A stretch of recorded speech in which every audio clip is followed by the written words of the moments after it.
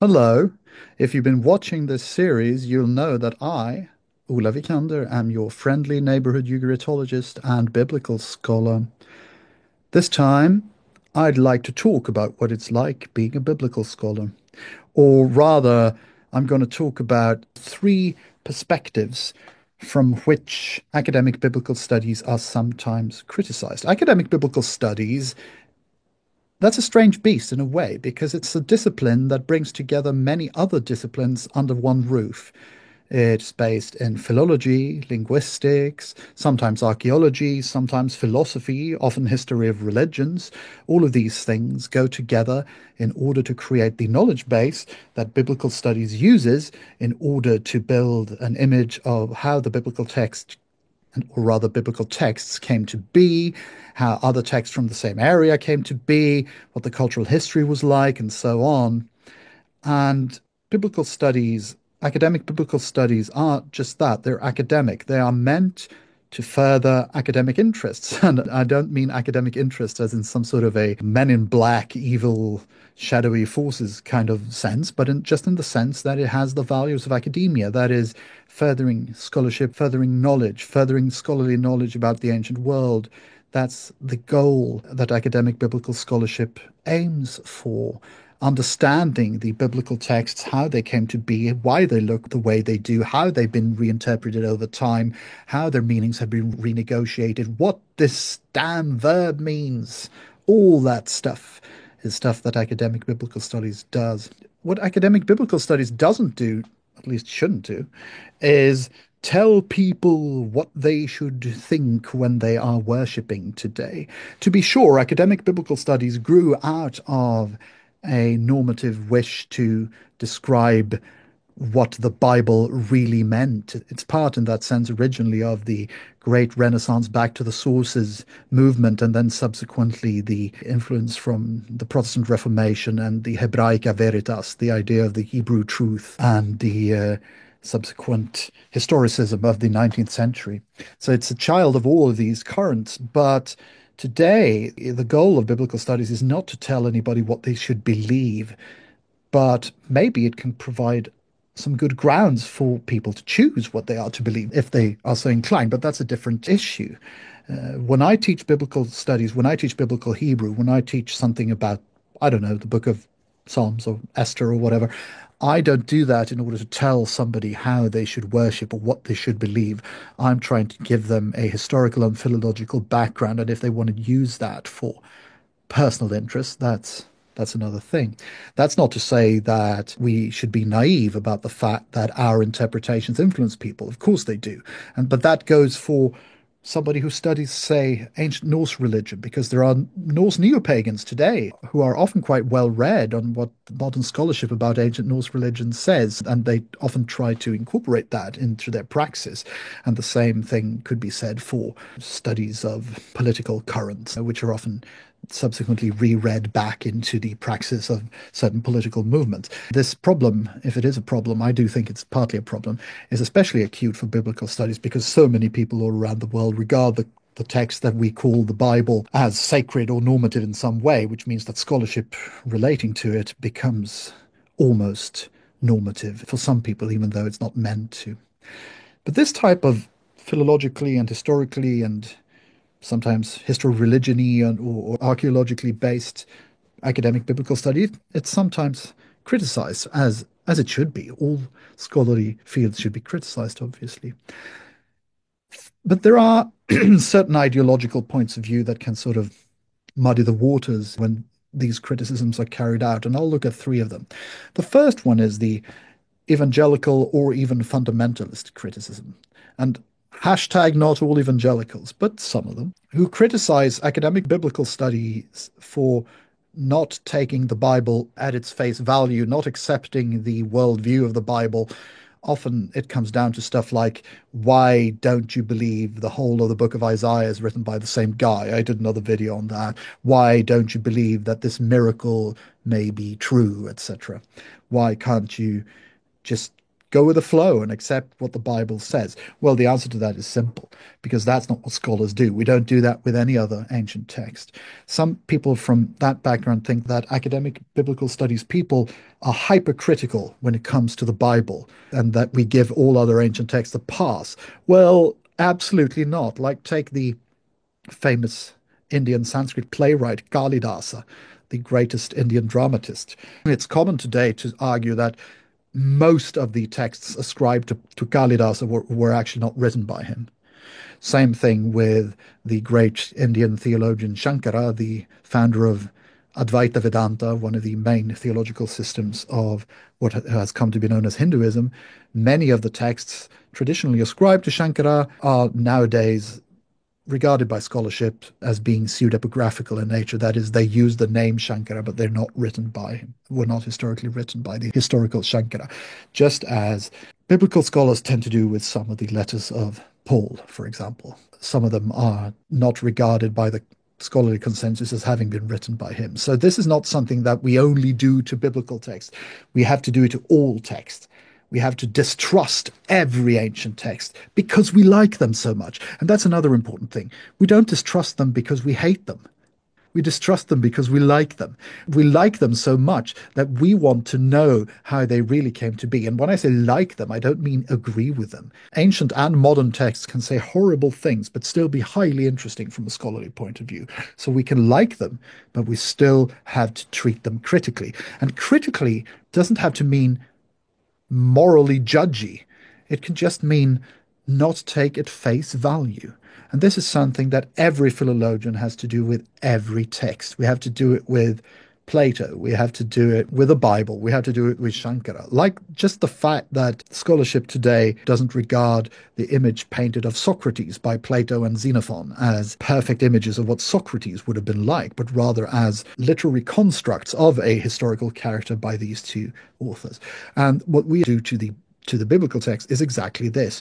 We try to understand why did it come to look the way it does, which parts were sewn together to make it look that way, and which were the different ideological strands and theological traditions that made it look the way it did, and how did those strands become intertwined, and sometimes how did they polemicize against each other? Because that's another important thing in academic biblical studies. There is no one biblical view on anything. The Bible is a conglomerate of lots of different views, lots of different ideas from different times, different angles that are often actually attacking each other. And one of the jobs of biblical studies is trying to untangle this web of interrelated and different sectarian movements and their different ideas, like the priestly theology and the Deuteronomistic theology and many others. So that's one form of criticism, the one saying, why can't you just take the Bible at face value? Well, the answer is simple, because we can't do that to any text. It would be shirking our responsibility to do that. And why can't we believe in miracles? Well, as Bart Ehrman once put it, miracles are by definition the least likely explanation. That's why they're miracles.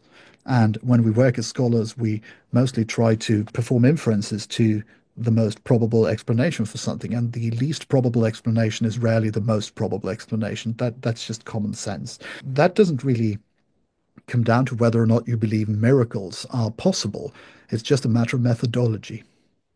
Okay, and then we have a second type of objection to academic biblical study, and that comes from what seemingly is the totally opposite direction. That is from certain atheists who think, and anti-religious atheists, who think that biblical studies is being too nice to the Bible. We should be attacking the Bible more. We should hate on the Bible, you know. We shouldn't just analyze it. We should show why it's wrong, because religion is wrong by definition, and Christianity is wrong, and Judaism is wrong, and Druzism is wrong, and Islam is wrong. And we as scholars should be vociferously attacking the religious texts in order to, I don't know what, become more enlightened or something. Again, that's not our job. Our job is to make it more understandable, to explain it, to put it in perspective, to rebuild in our minds the world out of which it grew. Not to think it's great or bad. Well, we may think it's great in the sense that it's great literature, perhaps, or even inspiring from a philosophical or theological point of view, but that's not relevant to how we study it. Our task as scholars is to make it understandable, to explain it, and to follow it through time as good historians, as good philologians, as good archaeologists, if that's what we're into. I'm not. I'm not a. I'm not an archaeologist. Grew up in an archaeologist family, but that's another thing. And then there's a third type of criticism of academic biblical scholarship and its view of the Bible and the biblical texts. And that comes from a type of religiosity that isn't as interested in the historical reliability of each and every statement in the biblical text as, say, the fundamentalists are, but on the other hand, may be very, very interested in what they view as the tradition.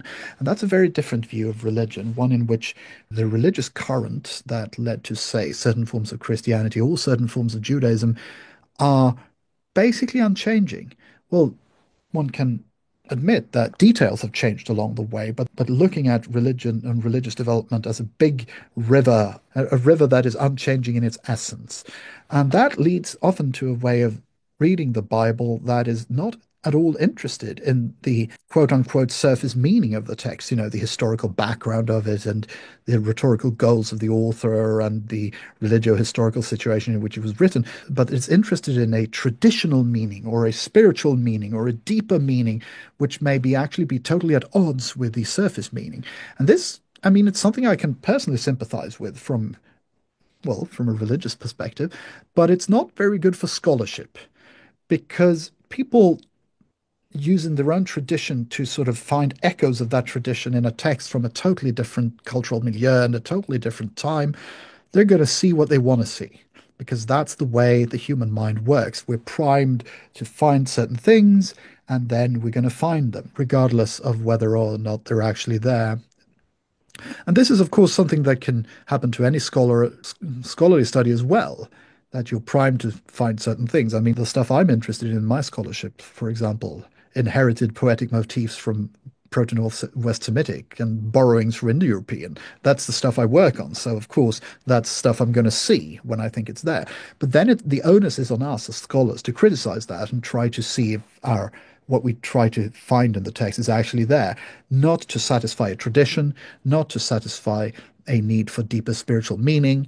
No, only to see, does the text bear this out in the context in which it was written and heard? And can we see if this meaning was found over time? And if so, can we pinpoint when? So this sort of deep traditional reading of the Bible may seem less naive than the fundamentalist one. And in a way it is, but it's not biblical scholarship. It's something else. I mean, it might be something good, but it's something else.